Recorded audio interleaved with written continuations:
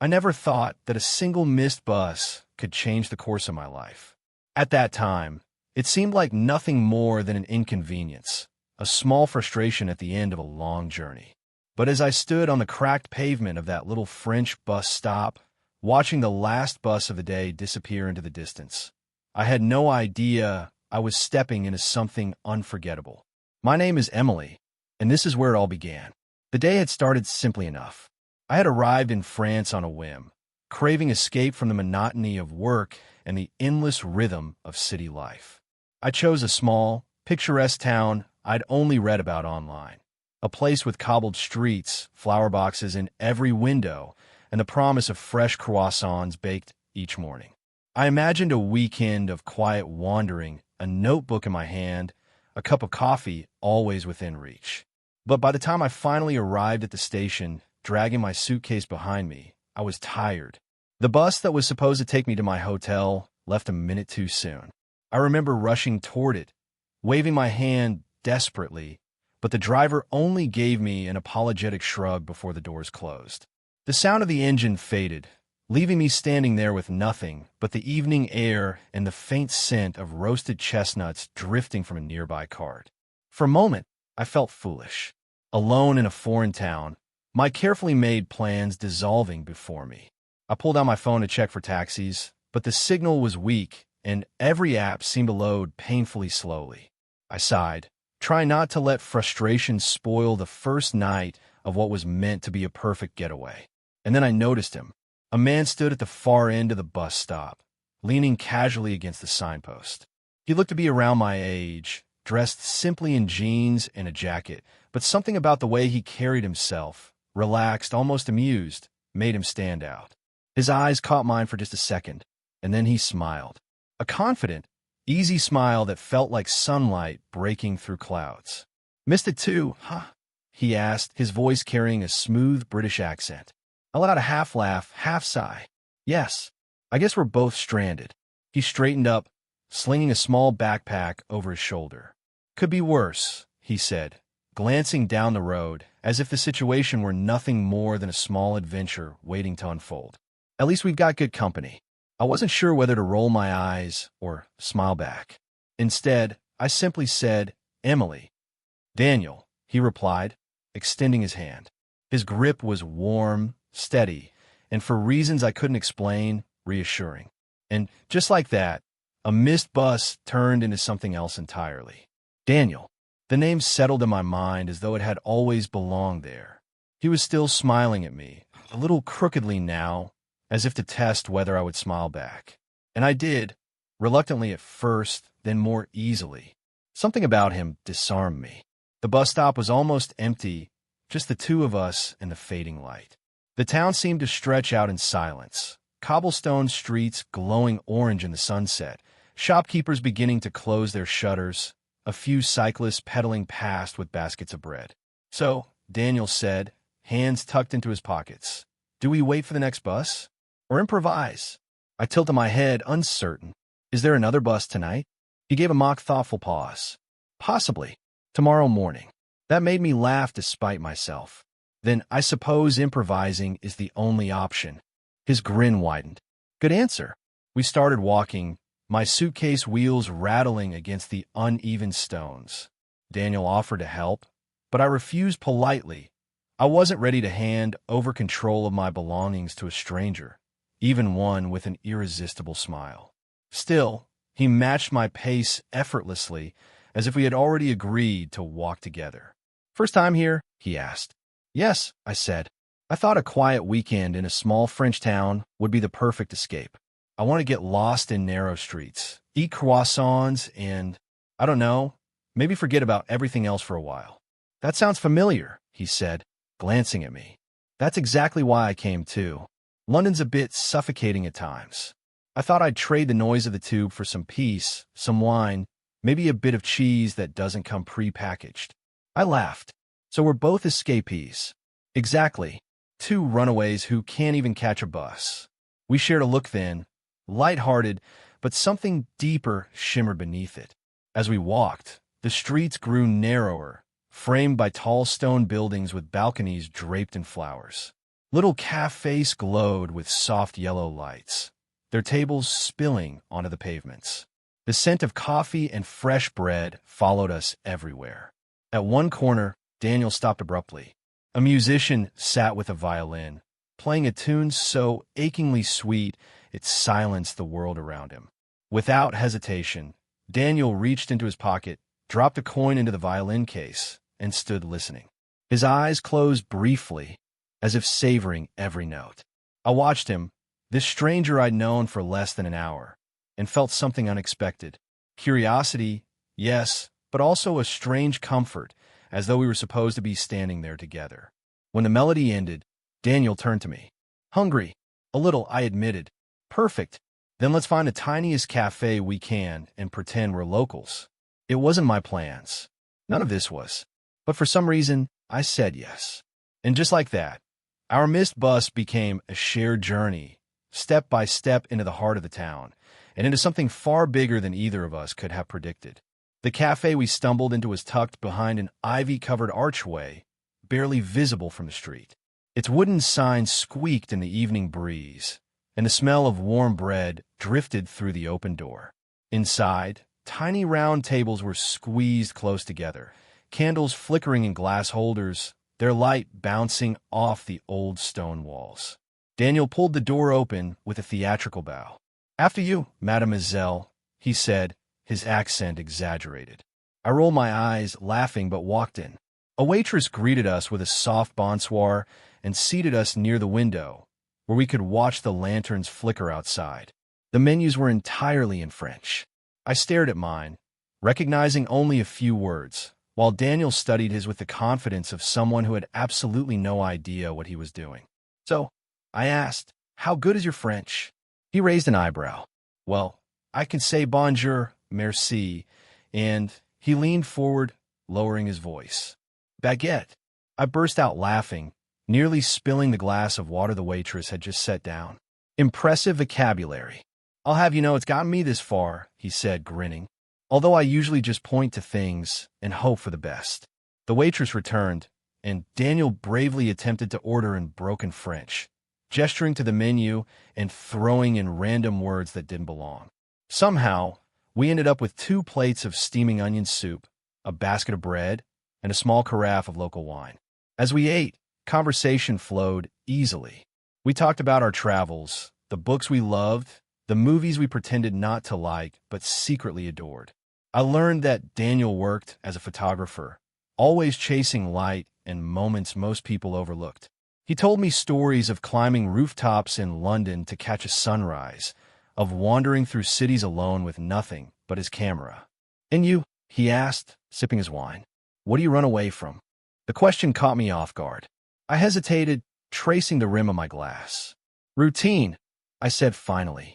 Deadlines, office walls, emails that never stop. Sometimes I feel like my life is a checklist rather than a story. Daniel studied me for a moment, his expression thoughtful. Maybe that's why we missed the bus, he said. The universe thought we needed a different story. His words lingered in the air, settling somewhere deep inside me. By the time we left the cafe, the streets were quiet, glowing under lantern light. The town felt like a dream, stone archways casting long shadows, the distant murmur of a fountain echoing through the square. Daniel shoved his hands into his jacket pockets and looked up at the stars. So, Emily, he said with a mischievous spark in his eyes, want to keep walking, or should we actually find your hotel? I glanced around, the night, the cobblestones, the laughter still caught in my chest, and surprised myself with the answer. Let's keep walking. And just like that, what began as a missed bus became the beginning of an adventure. 2 strangers wandering through a foreign town, no destination, just the road ahead. The night air was cooler now, carrying with it the faint smell of rain that hadn't yet fallen. The town had quieted, the shops shuttered, leaving only the glow of lanterns swinging gently above the cobblestone streets. My suitcase felt heavier, but I didn't care. Daniel walked beside me, his stride loose and unhurried, as though we weren't tourists at all, but 2 people who belonged exactly here, in this moment. At one corner, we passed a small shop with rows of scooters lined up outside, their bright colors shining beneath the streetlight. A handwritten sign read, "Location to scooters, 24H.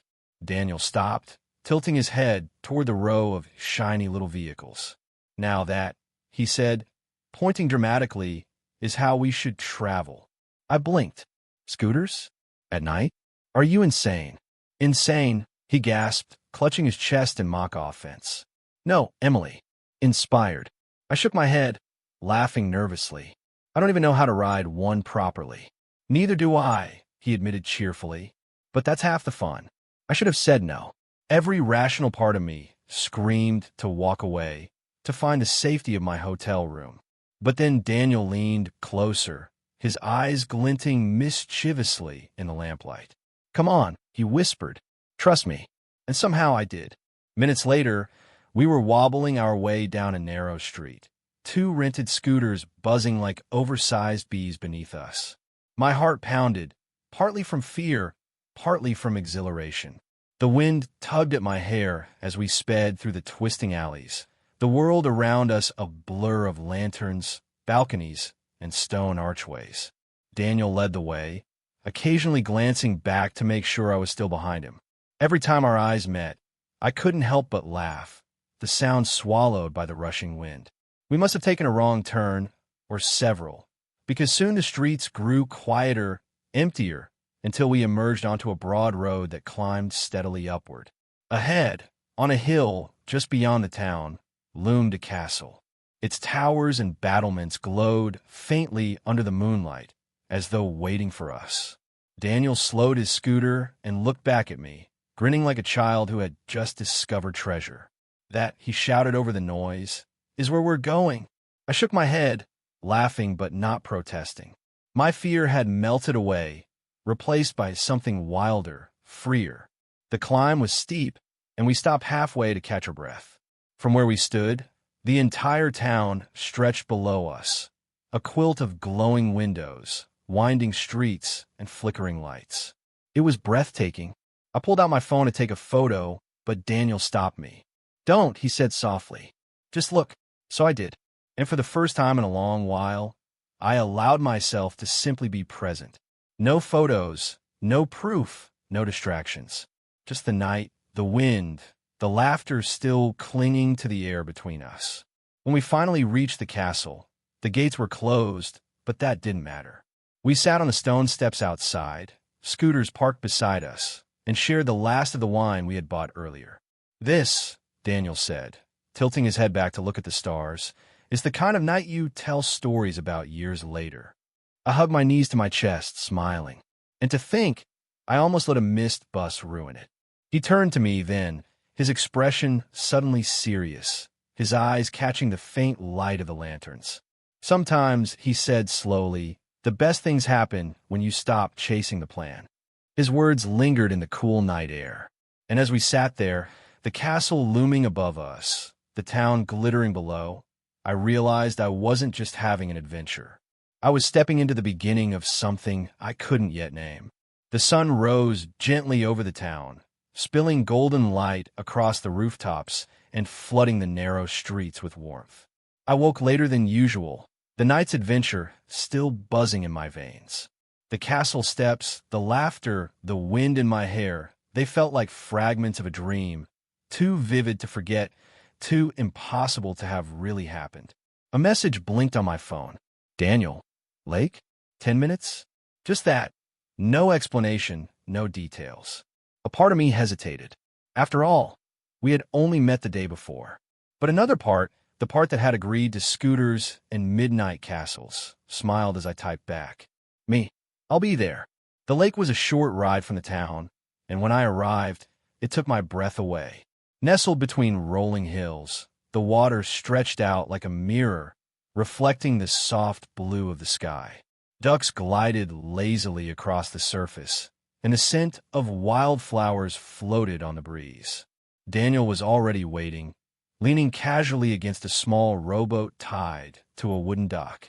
He looked impossibly at ease, the morning sun catching the edges of his hair. "Perfect timing," he said with a grin.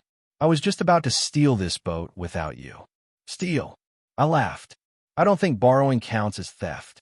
Depends if we bring it back. He offered me his hand as I stepped into the boat, steadying me as the wood rocked beneath our weight.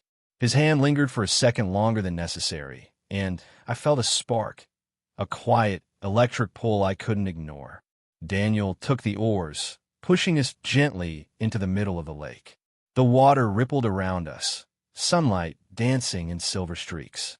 For a while, we sat in comfortable silence, the only sound the soft dip of the oars and the distant call of birds. "So," he said eventually, "tell me something about yourself you wouldn't usually tell a stranger." I frowned playfully. "We've known each other for less than 24 hours, and you want secrets already?" He shrugged, his eyes twinkling. "Life's short. Besides, we're in the middle of a lake. Where else are your secrets going to go?" I thought for a moment, then said softly, "Sometimes I feel like I'm watching my life instead of living it. Like I'm waiting for something to happen, but I don't even know what." Daniel's expression shifted, gentle, thoughtful. "That's not unusual," he said. "I think most people feel that way. The trick is to stop waiting and start living." Exactly. For a moment, our eyes met, and the world seemed to shrink to the size of that tiny boat. We spent hours out there, talking about everything. Books we loved, films that made us cry, the places we dreamed of visiting. He told me about his photography, about chasing light across rooftops in the rain.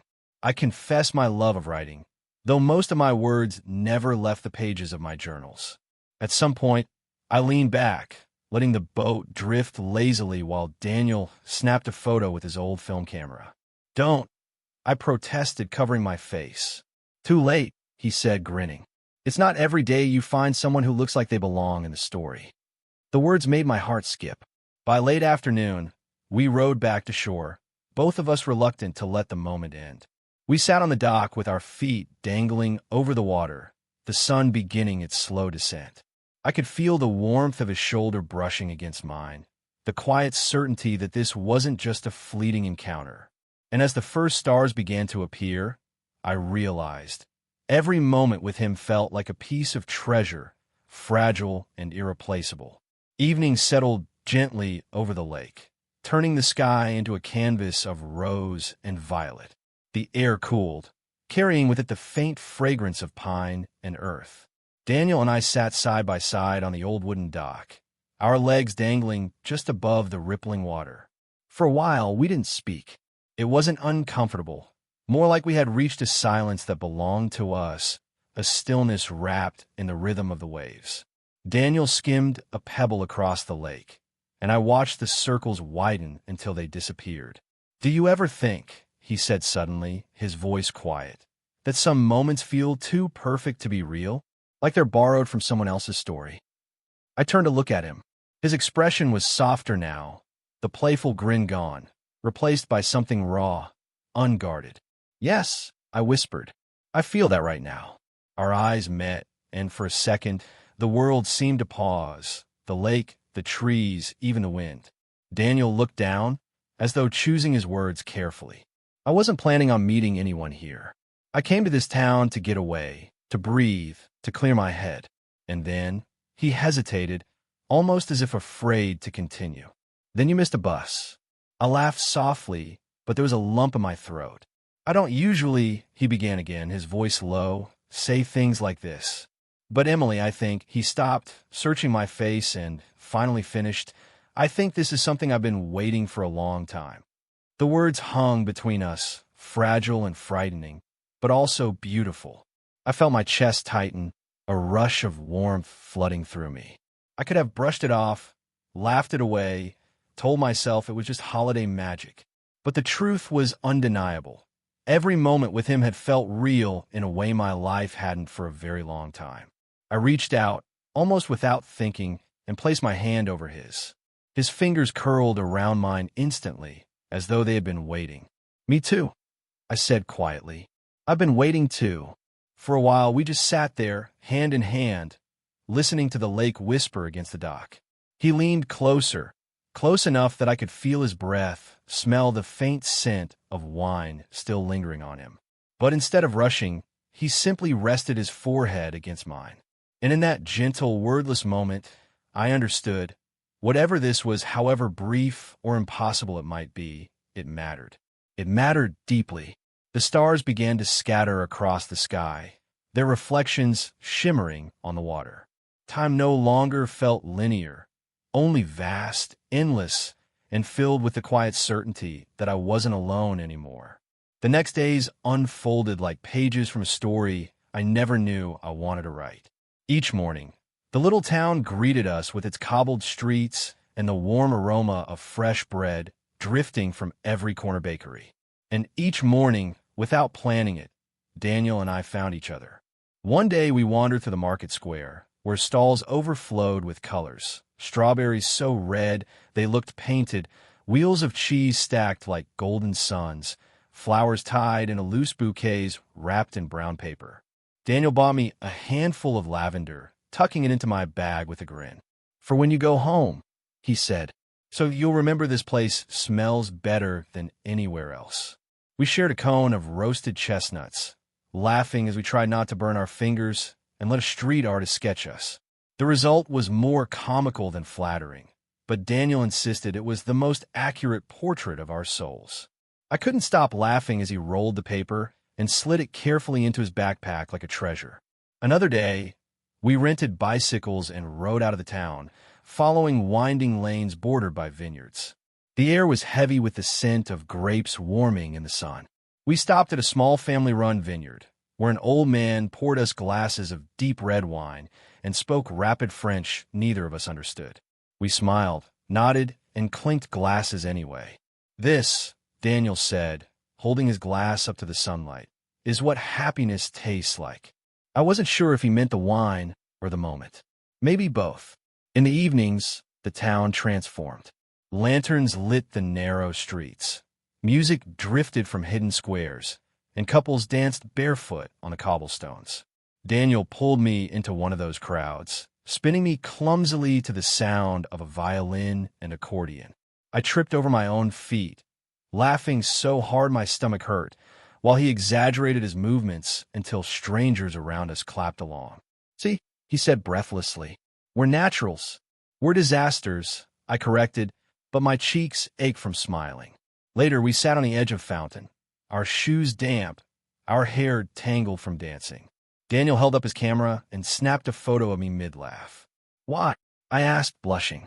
"Because," he said simply, "you look alive." And he was right. I did feel alive, more than I had in years. Every ordinary thing became extraordinary because it was shared with him.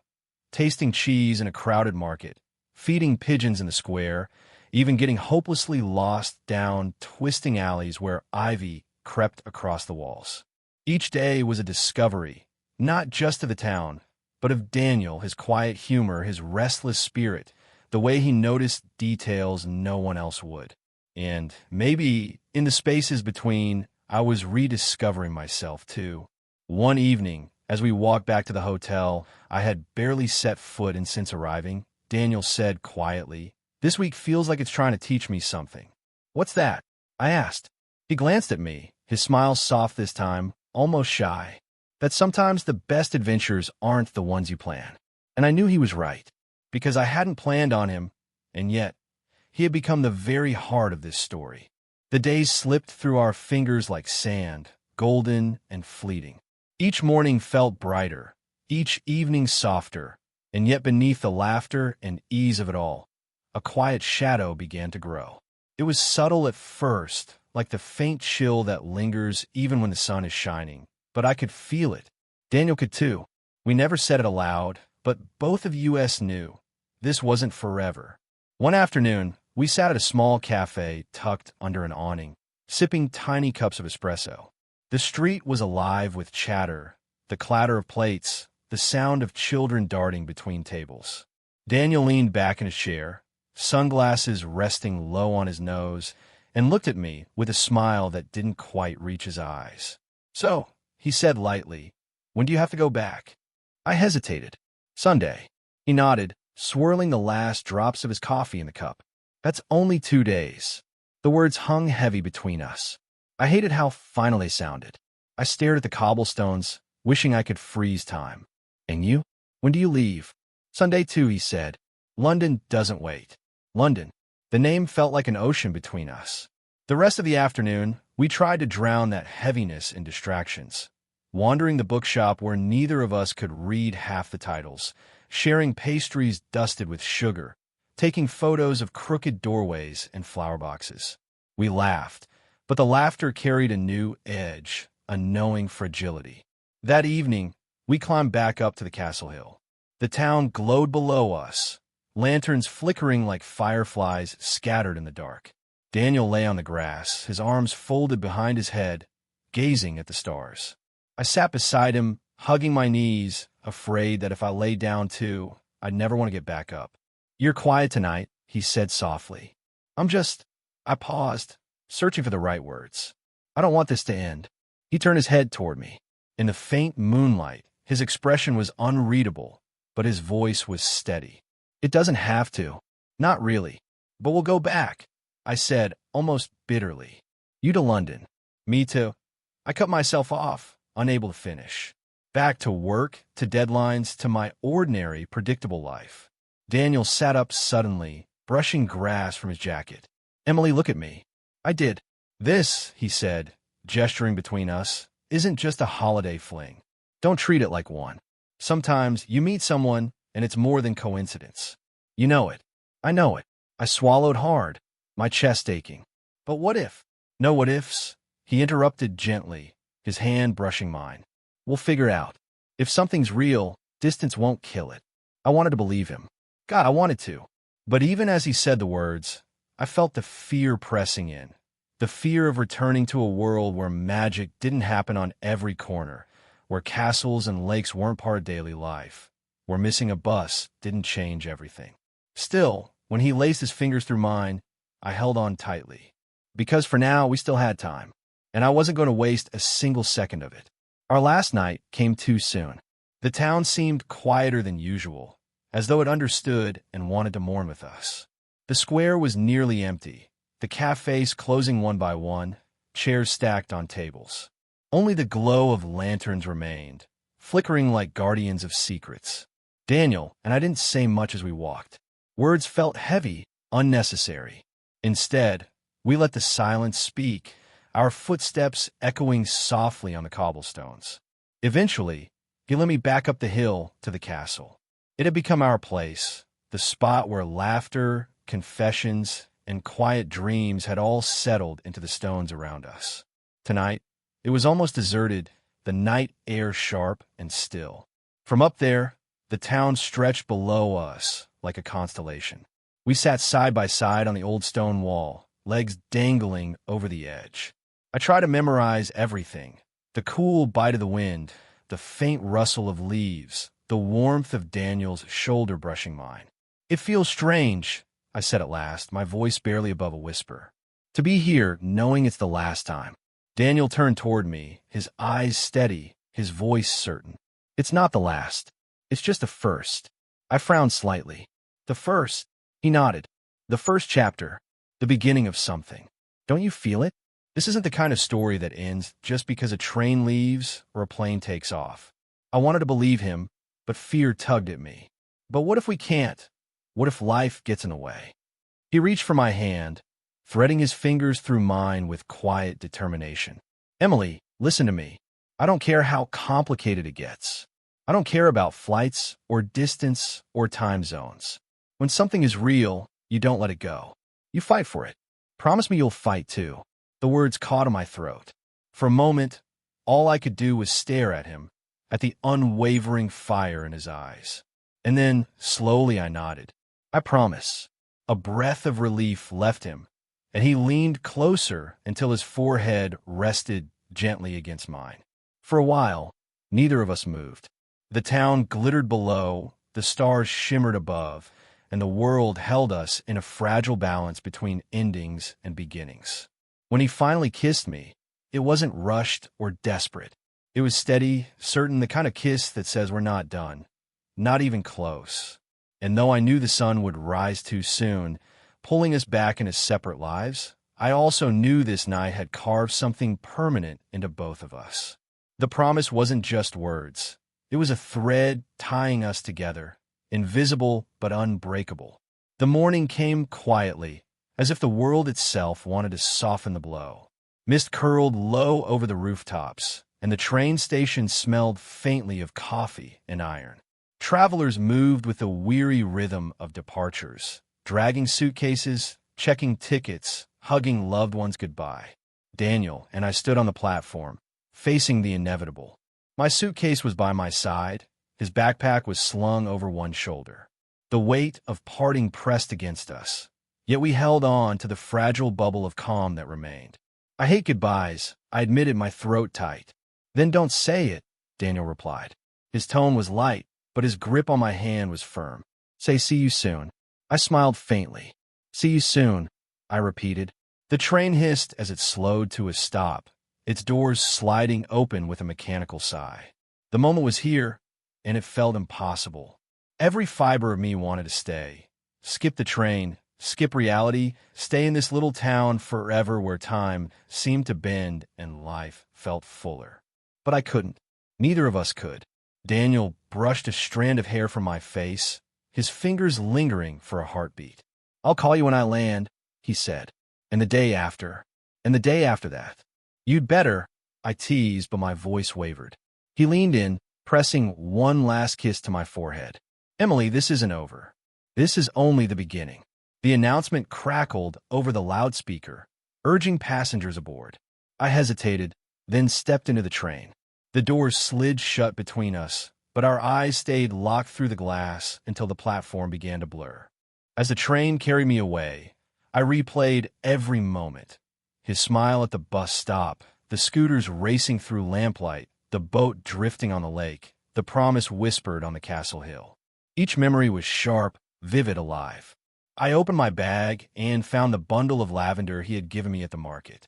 Its scent rose gently, and I smiled through the sting of tears. I didn't know what the future held, whether distance would challenge us, whether life would scatter us into different worlds. But I knew this. Something had begun, and it was mine to protect. The missed bus had led me not just to a weekend adventure, but to a story I would carry forever. And as the train sped onward, I held on to the certainty that the best chapters were still waiting to be written.